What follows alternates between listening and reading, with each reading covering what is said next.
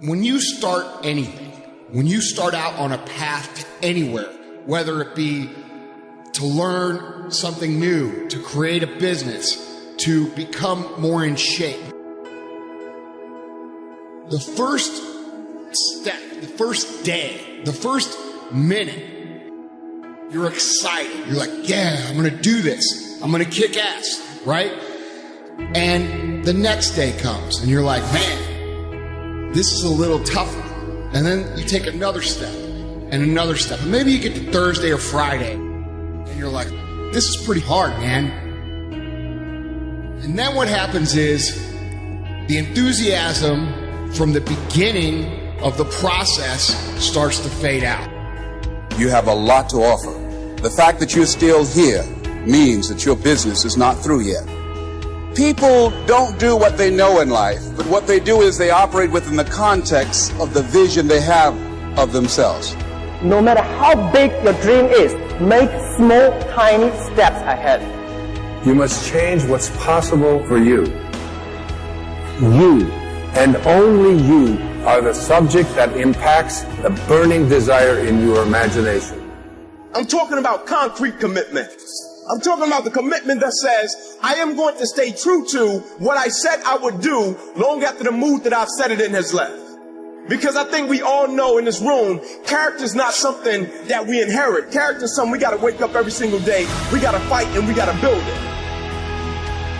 Never, ever, ever give up. You can't let them get you down. You can't let the critics and the naysayers get in the way of your dreams. So you've got to ask yourself, what's your why? What motivates you? What pushes you? What drives you? And if that thing is eternal, if nobody has to call you, if nobody has to prize you, if nobody has to reward you, if you are self-motivated and self-regulated, you can have it, you can be it, you can do it. It's necessary you take responsibility for it, that you make it happen, that you don't give up, that you don't take any objection or disappointment or defeats personally, that you keep on keeping on, that you don't decide that I can't make it because you can't see the light at the end of the tunnel. You cannot give up because it ain't what you see. You cannot give up. When you get to the point where enough is enough, when you get to the point where it hurt real bad, when you get to the point you can't take it no more, when you get to that point, doors start opening, opportunities start happening. But what you cannot do is you cannot quit doing the process. The earlier you get in the game and get on track, the better life you're going to have. It's you. You got to make that happen.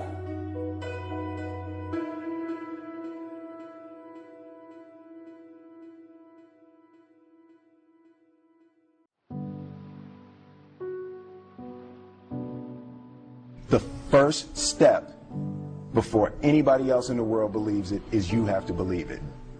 There's no reason to have a plan B because it distracts from plan A. I want to represent an idea. I want to represent possibilities.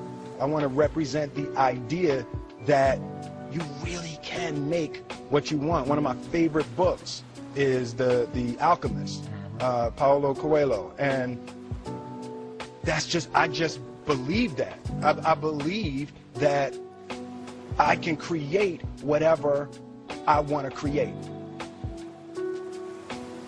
Pain is not your enemy. Pain is your servant.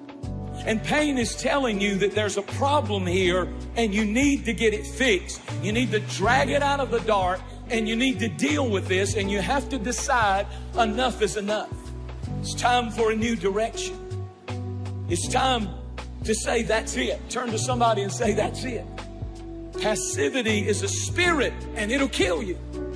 It'll kill your relationships. It'll kill your home. It'll kill your marriage. If we just sit back and do nothing, it'll kill you. There's a redemptive power that making a choice has, rather than feeling like you're at effect to all the things that are happening. Make a choice.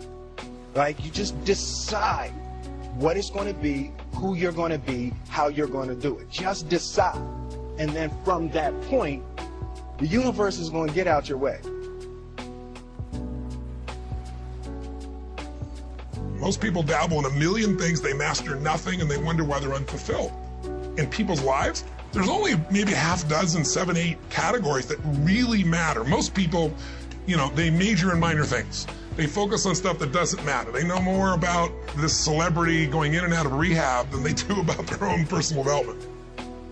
So if I had no other message to offer your viewers, and you let me give it to them right now, I'll tell you what I believe.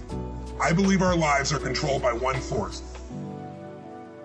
Your brain is divided into 2 halves. Each half of your brain has millions of factory workers on each side. At the forefront of each one of those factories is a forming positive, and you got forming negative. You're the boss of the factory. You wake up in the morning and you say, man, I don't feel myself today.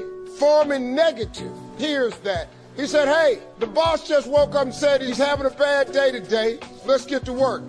And your day starts tumbling into what you ordered. You could wake up in the morning and you say, you know what?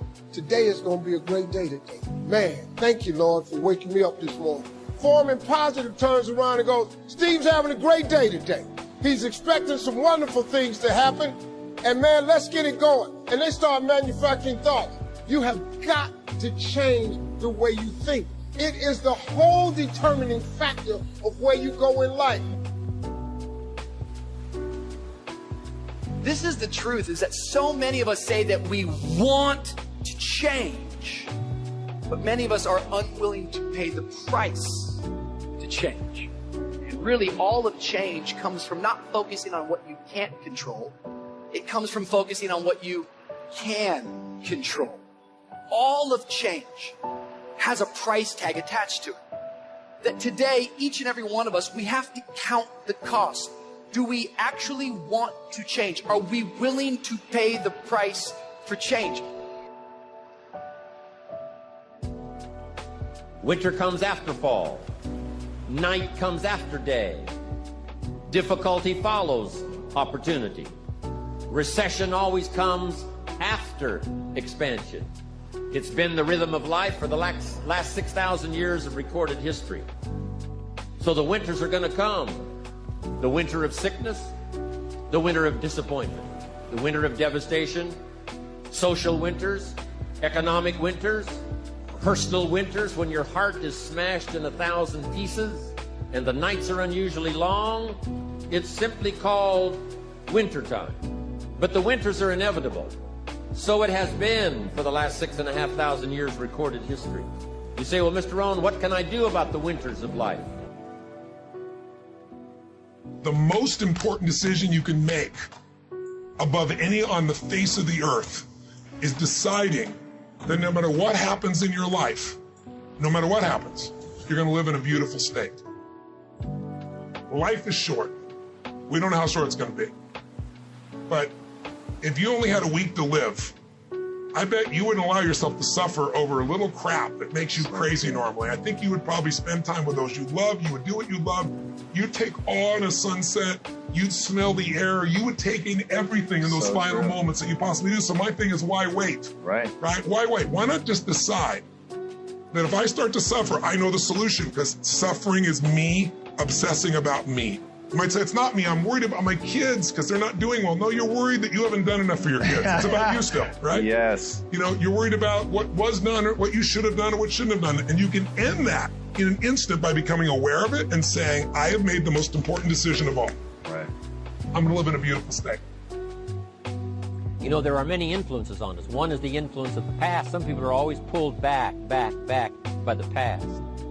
Some people are always pulled aside by the distractions. But here's what's powerful.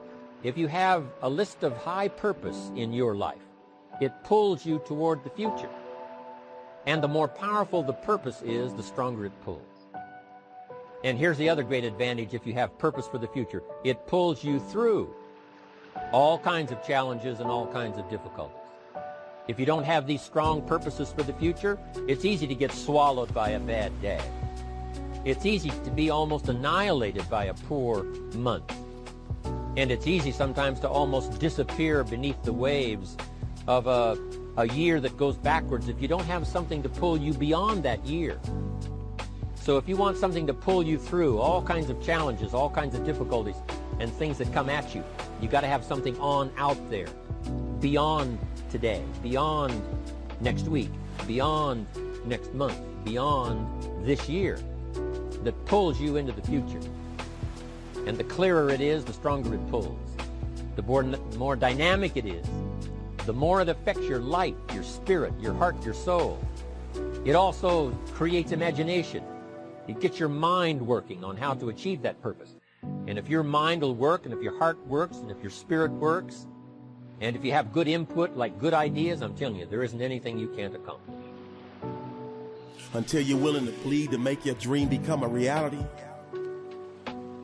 your dream will be just that, a dream. See, so many people talk and talk and talk, but very few walk and walk and walk and turn their walk into a jog and their jog into a sprint, which is okay. But the problem is, they resent those of us who made the choice to put ourselves in position to hoist the banners.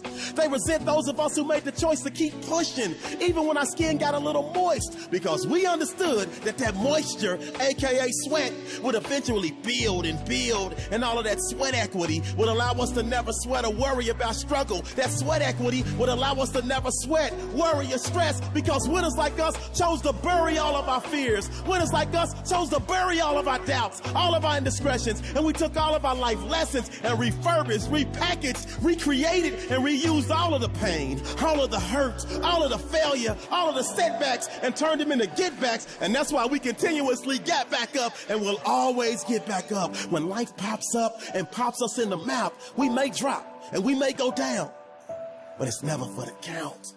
You can bet your bottom dollar that you can count on winners like us to always come through in the clutch. The separation of talent and skill is one of the greatest misunderstood concepts for people who are trying to excel, who have dreams, that want to do things. Talent you have naturally. Skill is only developed by hours and hours and hours of beating on your craft.